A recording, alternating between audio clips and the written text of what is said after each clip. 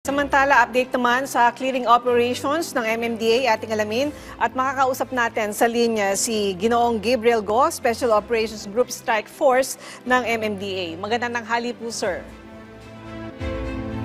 Hindi po, si Quen and Yusek Aboy, kamusta po kayo? Okay naman po. Sir, kumusta na po ang inyong clearing operations sa mga mabuhay lanes? Ano po ba ang inyong tinututukan ng mga lugar? Well, as of the moment naman po, no, tuloy-tuloy ang ating mga clearing operations. Definitely in just a few days or actually in a week's time, no, Christmas season na po talaga.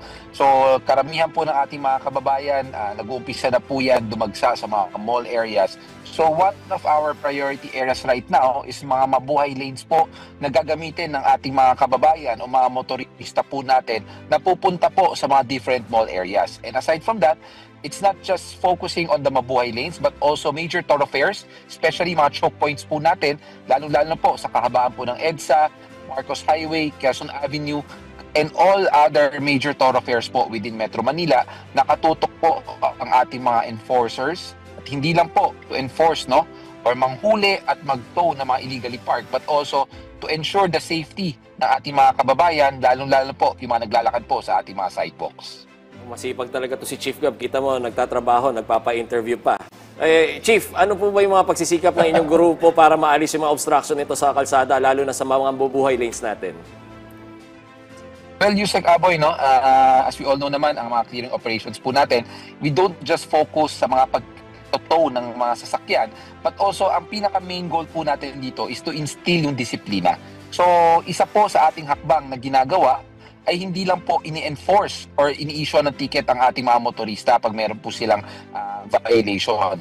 One of our service na hinahatid po natin is to re-educate these people, no, or ating mga motorista, kasi napaka-importante po ng role ng education at information dissemination sa ating mga motorista to ensure that they are well informed and to ensure na they are up to date sa ating mga mandates, sa ating mga policies, at lalong-lalo na po sa mga resolutions na nilalabas, hindi lang po ng ating ahensya but also ng Metro Manila Council po. Sir, nagdagdag po ba kayo ng mga tauhan para sa patuloy na clearing operations ngayong holiday season? Kung sakali po, gaano kadami? Ito po ba ay kumbaga equal doon sa dami ng mga mabuhay lanes na gusto ninyong i-clear? Dahil marami pa po dyan yung mga naka-double parking. Well, as a Kweng, no, kung tutuusin ang ating operasyon o itong special operations po natin, hindi lang po tayo nakafocus, as I said, sa mga mabuhay lanes, alternate routes, and also sa mga major thoroughfares. We also attend sa mga complaints dito po sa mga level ng mga barangay roads, secondary roads, and even tertiary roads po. Tinutugunan po natin ang mga reklamo ng taong bayan. So as of the moment naman po, well-equipped when it comes to the numbers ng ating mga personnel. Kahit pa paano naman po, kaya pa rin pa naman po natin itong responsibilidad natin when it comes to the clearing operations. At andyan din naman po, katuwang natin, hindi lang po ang ating ahensya, no, but we also have the full cooperation and collaboration ng mga local enforcement po natin sa kanya-kanya mga cities po within Metro Manila. Chief Gab, nabanggit mo na to kanina, no, na dapat alam na ng mga kababayan natin, especially yung mga motorista natin na may mga lisensya. Pero paalala sa kanila, ano ba yung mga kadalasang nahuhuli o nabibigyan ng ticket ng mga operations nyo? Well, Yusek Aboy, alam mo, it's a good question na rin to start as a reminder sa ating mga motorista. Yung pagkakaroon po ng lisensya or ng valid driver's license, it's not just a privilege, no? Kumbaga, when privilege is granted, there's always responsibilities. So, responsibilidad po natin na alamin kung ano man po ang mga batas trapiko na dapat nating sundin. Hindi lang po sa pagmamaneho, but also to ensure na ating mga kalsada ay obstruction-free. Una-una, ang kadalasan po, no, na nadadatnan or na-i-issuean po natin ng ticket, itong mga tinatawag na illegal parking.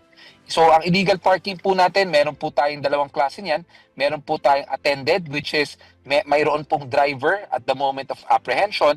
At meron din po tayo tinatawag na unattended, na kung saan at the time of apprehension, wala pong lisensya or wala pong driver na andyan po, no, to attend to the illegally parked vehicle.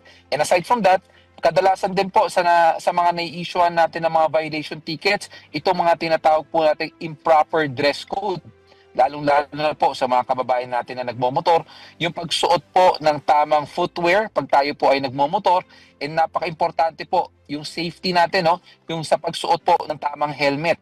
Dahil nakasanayan din po ng ating mga kababayan, mostly, basta makapag-helmet po tayo, pwede na po yan. Meron po tayo mga tinatawag na authorized or proper motorcycle helmet. So, these are just the few, no? A few of the violations na kadalasan na na-encounter po natin sa ating mga lansangan.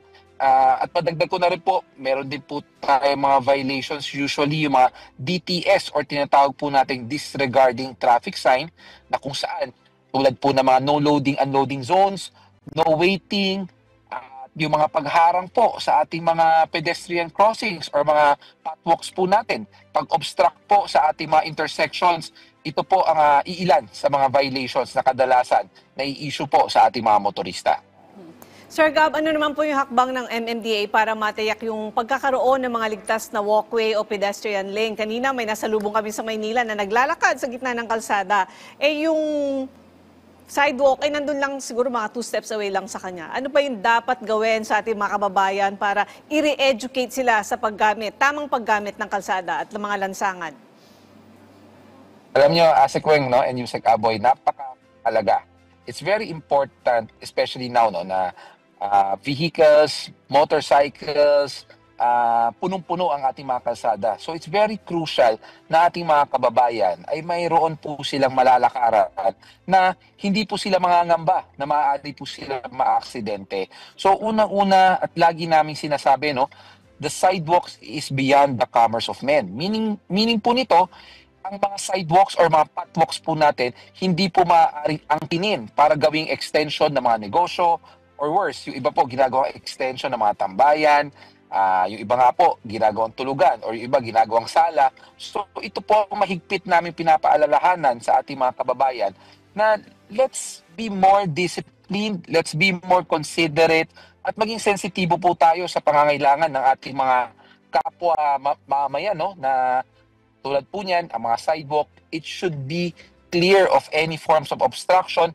hindi lang po dahil bawal harangan, but also to ensure ang safety, lalong-lalo na po ang ating mga elderlies, ang ating mga kabataan, at lahat po ng ating mga mamamayan na gumagamit ng sidewalk. Chief Gab, ano naman po yung payo at paalala nyo sa publiko? Lalo na sa mga fans mo, ngayong ramdam na nila, mabigat ang traffic ngayong Pasko, kaugnay ng holiday season.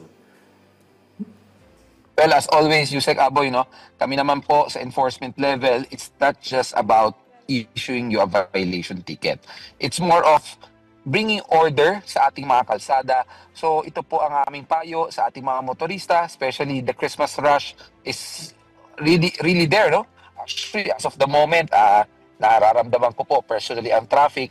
So ang isang payo po natin dito, habaan po natin kaunti ang ating pasensya dahil unang-una ang gusto nating maiwasan dito ay yung pag-init ng ulo, which will result to road rages. And aside from that, isang friendly advice na rin po sa ating mga motorista, try as much as possible na umalis po tayo ng mas maaga sa ating mga bahay or sa ating mga opisina para hindi po tayo nagmamadali at magkaroon po ng problems when it comes to travel times ng ating mga kababayan. And also, iusap po namin, alam naman natin, Christmas holiday, kaliwat kanan ang mga Christmas parties, let's celebrate responsibly. Kung hindi po natin kakayanin magmaneho, wag po nating pipilitin, especially those trying to drive under the influence of alcohol na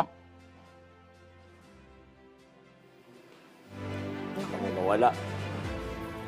Pero maraming salamat po sa inyong oras, MMDA Special Operations Group Strike Force Head Gabriel Go.